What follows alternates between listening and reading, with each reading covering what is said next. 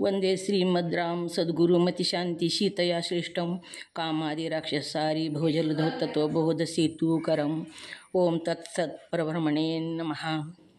जगद्गुरु सिद्धारूढ स्वामींच्या चरणी वंदन करून श्रोत्रिय ब्रह्मनिष्ठ सद्गुरू शिवानंद स्वामी परभणीकर माझ्या हृदयामध्ये स्थापित करून सद्गुरू पंडित पितांबरजींना वंदन करून सद्गुरू शंकराचार्यांना वंदन करून सद्गुरू पंचाचार्यांना वंदन करून त्रिकाल वंदनीय गुरुमाऊली लिंगायक्य गुरुमहालिंगेश्वर शिवाचार्य महाराज यांच्या चरणी अनंत कोटी प्रणिपात करून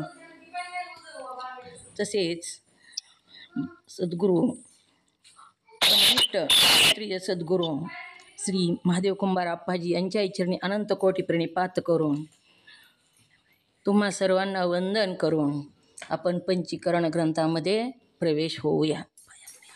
काल आपण स्वरूप विस्मरणाविषयीचा सिंहाचा दृष्टांत बघितला। सिंहाला आपल्या स्वरूपाचं कसं स्मरण झालं त्याचा दृष्टांत आपण काल बघितलेला आहे। तर फरक सांगितला, सिंह चारही पायाला मेंढ्याच्या खुरं होते आणि सिंहाच्या पायाला 5-5 नख्या होत्या। तसेच सिंह मेंढ्याचे ही लक्षण एक जुळत होते।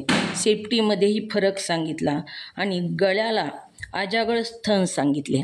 आता आजागळ स्थन म्हणजे जे दूध येत नाही असे स्थन, त्याला आजागल स्थन असं म्हणतात। तर असा ह्या सिंहाचा आणि मेंढ्याचा फरक सांगून तू सिंहच आहेस असं पर्वतातल्या सिंहानं त्या मेंढ्यामध्ये फिरणाऱ्या सिंहाला बोध करून दिला। वेगवेगळ्या तऱ्हेनं समजून सांगून त्याला आपलं स्वरूप आणि त्या मेंढ्यामध्ये फिरणाऱ्या सिंहाचं स्वरूप पाण्यामध्ये दाखवून तू आणि मी सारखेच आहोत, तेव्हा तू सुद्धा सिंहच आहेस आणि मी जसा सिंह आहे तसा तू सिंह आहेस। तू काय मेंढा नाहीस आणि तू मेंढ्यामध्ये असं फिरू नको। तू जंगलाचा राजा आहेस आणि असा मेंढ्यासारखा फिरू नको। मेंढा जी आहे ती आपलं भक्ष्य आहे, आपण त्याला भक्षण करतो। अशी तुझ्या स्वरूपाची ओळख त्या सिंहाच्या मेंढ्यामध्ये फिरणाऱ्या सिंहाच्या स्वरूपाची ओळख करून दाखवलेली आहे। आता ह्याचाच आपण उपरोक्त दृष्टांताचा सिद्धांत बघणार आहोत। दृष्टांत समजण्यासाठी दिलेला असतो, सिद्धांत समजण्यासाठी आपल्या प्रपंचातला दृष्टांत दिलेला असतो, आपल्याला कळावं म्हणून। तर आता आपण उपरोक्त दृष्टांताचा सिद्धांत बघणार आहोत। ओम नमः शिवाय वाचा वाचा कुणीतरी।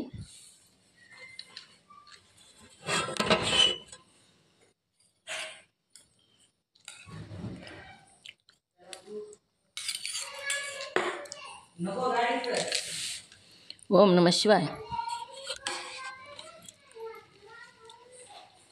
ग्रंथाचं पान नंबर 32 आहे। ग्रंथाचं पान नंबर 32 काढा। उपरोक्त दृष्टांताचा सिद्धांत म्हणून दिलेले वाचा कुणीतरी। ओम नमः शिवाय। ते वाचू का? हो वाच। ओम नमः शिवाय। ओम नमः शिवाय। ते तुमच्या चरणाला वंदन, सर्व साधकांना वंदन। ओम नमः शिवाय। उपरोक्त दृष्टांताचा सिद्धांत। देहाचा द्रष्टा जीवात्मा खरा, पण त्याच्या ठिकाणी अनादी कालापासून स्वस्वरूपाविषयी जे अज्ञान असते त्याच्या योगाने त्याचप्रमाणे काम्य कर्माधिकाच्या संबंधाने उत्पन्न झालेल्या अविद्येने कल्पिलेले देह इंद्रियाचे समुदाय हेच जणू काय मेंढ्याचे कळप, त्याच्याशी निकट संबंध झाल्यामुळे ते इंद्रियाचे समुदाय तेच आपण आहोत अशी मिथ्या भ्रांती जीवात्म्यास पडते।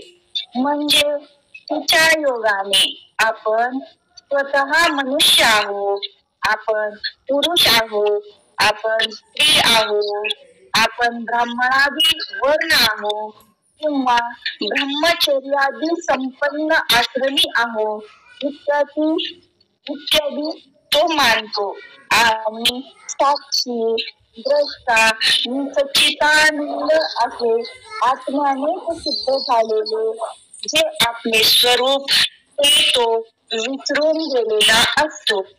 तशाच दृष्टांतातील धनगरासारखा एखादा वेदवादी गुरु जर त्यास भेटला तर तो तू संसारी आहेस, देह आहे, कर्ता आहेस, भोगता आहेस असा त्यास विपरीत बोध करून त्याचे अज्ञान दृढ करतो. त्याचीही त्यात चांगलीच भर पडून तो अज्ञानी जीवात्मा आपल्या खऱ्या स्वरूपास पूर्णपणे विसरून जातो व आपण देहाधिक आहोत असा आपल्या मनाचा मिथ्या ग्रह करून बसतो. पण क्वचित जेव्हा त्या अज्ञानी जीवाचा सुदैवाने त्याच्या दत्त जन्मार्जित अनंत पुण्यकर्माचा उदय होतो आणि त्या पुण्यकर्माचा फल देणाऱ्या जगदीश्वराचा जेव्हा त्यावर अनुग्रह होतो त्याच वेळी एखादा वेदांत शास्त्र अगदी बरोबर समजलेला असून ब्रह्मनिष्ठ असा सद्गुरु त्यास भेटतो. नंतर अशा प्रकारचा सद्गुरु ज्याची सर्व चांगली लक्षणे पाहून व त्याची मुमुक्षुता ध्यानात आणून म्हणजे दृष्टांतात ज्याप्रमाणे पर्वतातल्या सिंहाने त्या अज्ञ सिंहाला विचारले होते त्याप्रमाणे त्यास पुढे लिहिल्याप्रमाणे प्रश्न करतो. ओम नमः शिवाय. ओम नमः शिवाय ताई. ओम नमः शिवाय. वंदन आपल्या चरणाला. ओम नमः शिवाय. ओम नमः शिवाय. उपरोक्त ओम नमः शिवाय ताई, आवाज खूप बारीक येतोय.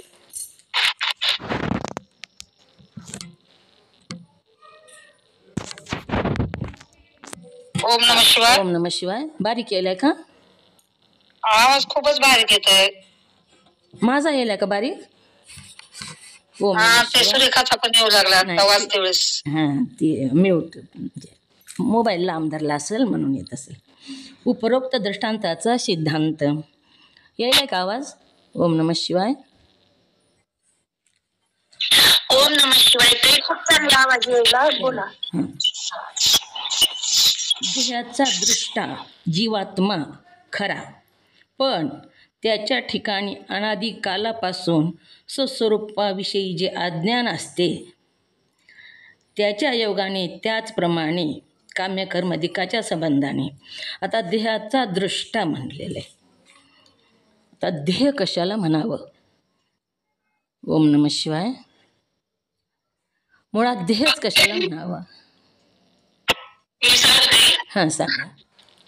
ओम नमः शिवाय. ओम नमः शिवाय ताई, आपल्या चरणी साष्टांग वंदन.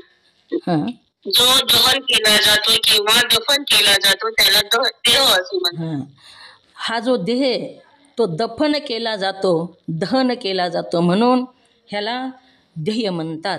ध्येयेतीति ध्येयः. पुन्हा देहाचा दृष्टा जीवात्मा, ह्याच्यामध्ये जे जीवात्मा आहे तो ह्या देहाचा दृष्टा आहे. दृष्टा म्हणजे तो देह नाही, तर दृष्टाचं लक्षण काय हो? ओम नमः शिवाय. कोण सांगते दृष्टाचं लक्षण?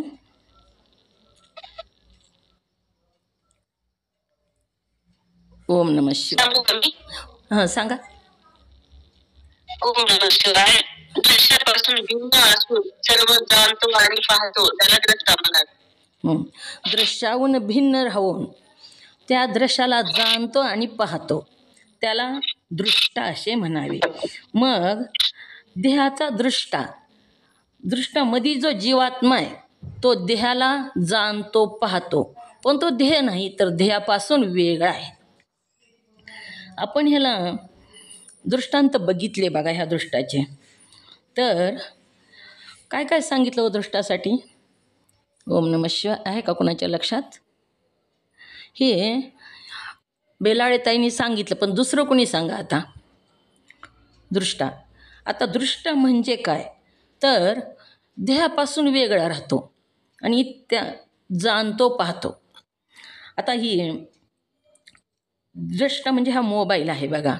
आता मोबाईल माझ्यापेक्षा वेगळा आहे आणि मी त्याला जाणते आणि पाहते, म्हणून मी दृष्ट आहे आणि मोबाईल हा दृश्य आहे.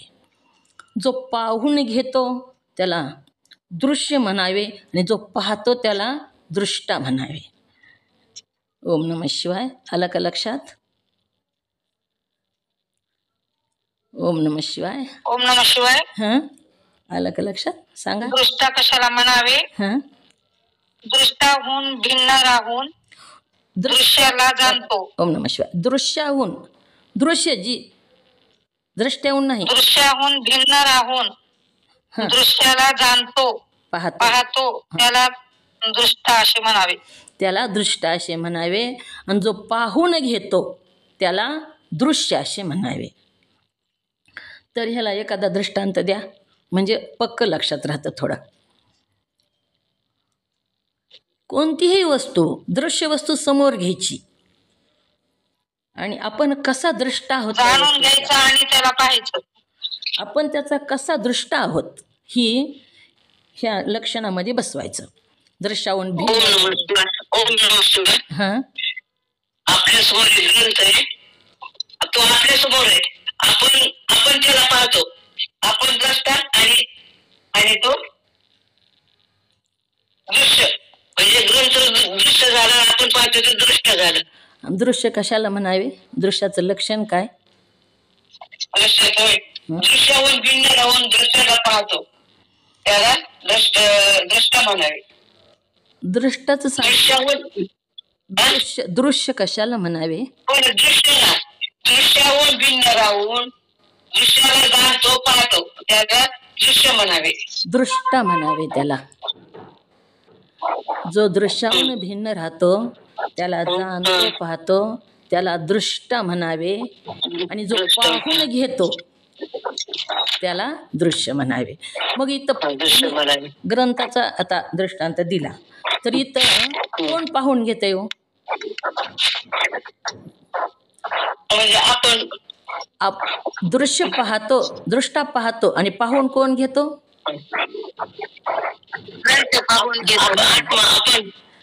ग्रंथ पाहून घेतो. जो पाहून घेतो त्याला दृश्य म्हणावं आणि जो पाहतो त्याला दृष्टा म्हणावं. आलं का लक्षात? लक्षात यायला पाहिजे. आपण लक्षात आणण्यासाठीच हा ग्रंथ सोडवित आहोत. जो दृश्याहून भिन्न राहून दृश्याला जाणतो पाहतो त्याला दृष्टा म्हणावे. हां, सांगा आणखीन कुणी ज्याला समजले ती सांगा म्हणजे पाठ होते. ओम नमः शिवाय. सांगा मंगेताई. ओम नमः शिवाय. आपल्या समोर एक पेन आहे. त्या पेनाला आपण पाहतो, आपण दृष्टा आणि पेन दृश्य. दृश्याहून भिन्न राहून. पेन म्हणजे आपण आहेत का? तर नाही. पेन दृश्य. ह्याचं लक्षण आधी घ्यायचं आणि लक्षणामध्ये ते बसवायचं. दृश्याहून भिन्न राहून दृश्याला जाणतो पाहतो त्याला दृष्टा असे म्हणावे. मग पेन ठेवला. आपण पेनाहून भिन्न आहेत का? पेनच आपण येतो. पेनाहून भिन्न. हां, पेनाहून भिन्न राहून हां, जसं आहे तसं बसवायचं. बोला. पेन दृश्य झाला. पूर्ण नीट सांगा.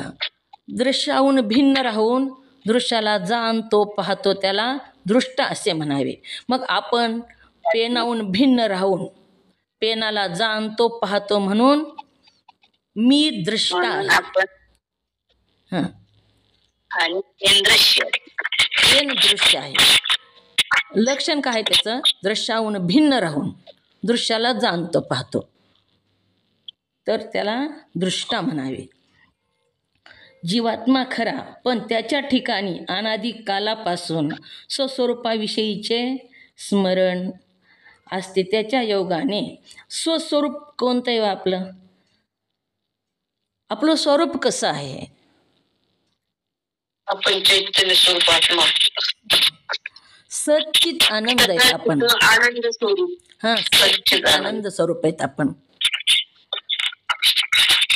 सच्चित आनंद स्वरूप आपलं विसरून जाऊन अज्ञान असते त्याच्या योगाने. त्याचप्रमाणे अज्ञान म्हणजे मला काही कळत नाही. आपण सच्चित स्वरूप आहेत, पण ते काहीच कळना अज्ञानामुळं. आणि त्याच्या योगाने त्याचप्रमाणे काम्य कर्माधिकाच्या संबंधाने उत्पन्न झालेले ऐविध्येने कल्पिलेले देह इंद्रियाचे समुदाय हेच जणू काय मेंढ्याचे कळप. आता मेंढ्याचे कळप कोणते सांगितले इथं? काम्य कर्म जे आपण करतो, काम्य कर्म त्याच्या संबंधाने म्हणजे कामनापूर्ती होण्यासाठी जे कर्म करतो आपण, त्याच्या संबंधाने उत्पन्न झालेली अज्ञान कल्पिलेले देह इंद्रियाचे समुदाय. आता देह इंद्रिय कशाला म्हणावं? देह इंद्रिय म्हणजे 5 ज्ञान इंद्रिय, 5 कर्म इंद्रिय आणि 4 अंतःकरण ही देह इंद्रिय आहेत. तर 5 ज्ञान इंद्रिय कोणते? श्रोत्र म्हणजे कान. तर ह्या आपल्याला काय करतो? ह्या देह इंद्रियाचे समुदाय म्हणून कोणते ती सांगितले. मेंढ्या कोणत्या? त्या दृष्टांतामधल्या ज्या मेंढ्या आपण बघितल्या त्याच ही आहेत 5 ज्ञानेंद्रिय. श्रोत्र म्हणजे कान, त्यांना आपण शब्द ऐकतो. त्वचा म्हणजे आपल्या अंगावरची जी चमडी आहे ती, त्यांना स्पर्श आपल्याला जाणवतो. चक्षु म्हणजे डोळा, त्यांना आपण रूप बघतो. आणि घ्राण म्हणजे नाक, त्यांना आपण गंध घेतो. आता ही जी आहेत ह्याच्यामध्येच आपण गुंतलेलो आहो बघा. कानानं आपल्याला ऐकावं वाटतं. काय ऐकावं वाटतं? तर आपली स्तुती ऐकावी वाटते. जे आपल्याला शब्द कानात ऐकू येतात तेच आपल्याला गोड वाटतात. ओम नमः शिवाय बोलायला का कोणी? ओम नमः शिवाय. तर ह्याच्यामध्येच आपण रमून गेलो, शब्द ऐकण्यामध्ये किंवा स्पर्शामध्ये. स्पर्शसुद्धा 3 प्रकारचे आपण बघितलेले आहेत. स्पर्श सात्विक, राजस आणि तामस स्पर्श कसा ते. तर सद्गुरूंना आपण सद्गुरूचं दर्शन घेतलं आणि सद्गुरूंना आपल्या पाठीवर आशीर्वादाचा जर हात दिला तर आपल्याला गोड वाटतो तो स्पर्श, चांगला वाटतो तो स्पर्श. किंवा माता पितेचं दर्शन घेतलं, त्यांनी आशीर्वाद दिला तर सुद्धा तो स्पर्श आपल्याला सात्विक स्पर्श चांगला वाटतो आणि त्याच्यातच आपण रमून गेलेलो आहोत. स्पर्श चक्षु म्हणजे डोळ्यानं आपल्याला रूप बघावं वाटतं, नवीन नवीन पदार्थ बघावे वाटतात, नवीन नवीन ठिकाणं बघावे वाटतात आणि त्याच्यातच आपण हे आयुष्य कसं घालवतो ह्या इंद्रियाच्या ह्याच्यामध्ये. म्हणून ते सांगू लागलेले आहेत. जीवा म्हणजे रसनेमध्ये तर आपण इतका अडकवलेलो आहो बघा. सगळं रसनेमध्ये दिन गया खाणे में, रात गई सोने में. खाण्याचीच तयारी, उद्या सकाळची तयारी, दुपारची तयारी, संध्याकाळची तयारी आणि रात्री झोपण्याची तयारी. रात्र झोपण्यामध्ये जाते आणि दिवसभर खाण्याच्या विचारामध्ये जातं. इतकी ही रसना, ह्याच्यामध्येच आपण गुंतून पडलो, ह्याच्यामध्येच आपण आयुष्याचा काळ घालू लागलो. घ्राण म्हणजे नाक, ह्यानं गंध घेतो. आता 5 कर्मेंद्रिय कोणते? वाणी म्हणजे वाचा, आपण वचन जी बोलतो ती वाणी. पाणी म्हणजे हात, त्यानं काय करतो? देवाणघेवाण करतो, दान धर्म करतो, सत्कर्म वाईट कर्म करतो. पायानं काय करतो? तर गमन करतो, येणं जाणं करतो. शिश्न म्हणजे भोग घेण्याचं इंद्रिय, पुरुषाचं रतिभोग ज्यानं होतो ते इंद्रिय. आणि गुद म्हणजे मलद्वार, मल विसर्जित करतो ते द्वार. ही ज्ञानेंद्रिय आणि कर्म इंद्रिय सांगितले. आता 5 अंतकरण सांगितले. मन काय करतं तर संकल्प आणि विकल्प करतं. मन आपलं संकल्प, आता कपिलधारला जायचंय, मन संकल्प करू लागलेले, कपिलधारला जावं काय की मनात येऊ लागायलेले, पायी जायचंय कपिलधारला. पुन्हा बुद्धी काय करते तर निश्चय करते, जायचंच आहे आता, ही बुद्धी. आणि चित्त काय करतं तर चिंतन करतं, आता जायचंय पण आता काय काय घ्यावं, कसं कसं जावं, वाटाने काय करावं, म्हणजे तयारी, चिंतन करतं मन. अहंकार म्हणजे अभिमान येतो मी गेलो म्हणून. ही जी आहे ह्याच्यामध्येच आपण गुंतलेलो आहोत. ही तुम्हाला लिहून घ्यायचं का नाही तर आहे बघा ग्रंथामध्येही, आपल्याला पुढे येणारच आहे. आता तात्पुरतेही जे मेंढ्याचे कळप कोणते ती सांगितले. आता ह्या 5 कर्म इंद्रिय, 5 ज्ञान इंद्रिय आणि 4 अंतःकरण, ही 14 जी विषय आहेत ह्याच्यामध्येच आपण हीच मेंढ्याचे कळप सांगितले. आणि ह्याच्यामध्येच आपण इतकं रमून गेलो, आपला आत्मा कसा आहे सच्चित आनंद हेच आपले विसरून गेलेलो आहो. आपलं स्वरूप कसंही विसरून गेलो. आणि कल्पिलेले हे जे संबंध आहे देह इंद्रियाचे समुदाय, हेच जणू काय मेंढ्याचे कळप असं सांगितलं. ओम नमः शिवाय. कोणते 5 ज्ञानेंद्रिय? ओम नमः शिवाय. आपले ज्ञानेंद्रिय कोणते आहेत? ओम नमः शिवाय. ज्ञानेंद्रिय, स्तोत्रेंद्रिय, चक्षुरेंद्रिय, कर्मेंद्रिय आणि स्पर्शेंद्रिय. कान, चमडी, कान, डोळा, नाक, डोळा झाले का 4? जीभ 5 आहेत ही. कान, चमडी, डोळा, जीभ आणि नाक म्हणजे घ्राण. श्रोत्र, त्वचा, चक्षु, जिव्हा आणि घ्राण. 5 कर्मेंद्रिय कोणते? ओम नमः शिवाय. आले का लक्षात? हां बोला. ओम नमः शिवाय. हां 5 कर्मेंद्रिय: वाक, पाणी, पाद, शिश्न आणि गुद. हां वाक, पाणी, पाद, शिश्न आणि गुद. वाक म्हणजे वाणी, आपण जे बोलतो ते. पाणी म्हणजे हात, पाद म्हणजे पाय, शिश्न म्हणजे प्रतिभोग घेण्याचं इंद्रिय आणि गुद म्हणजे मलद्वार. ही जी इंद्रिय आहेत हे 10 झाले. आणि पुन्हा अंतकरण कोणते? अंतकरणाची नावे. ओम नमः शिवाय. सांगा बेलाळीताई, अंतकरण कोणते? ओम नमः शिवाय. हां मन, बुद्धी, चित्त, अहंकार. हां ही जी आहेत हीच मेंढ्याचे कळप आहेत. आणि ह्याच्यामध्येच आपण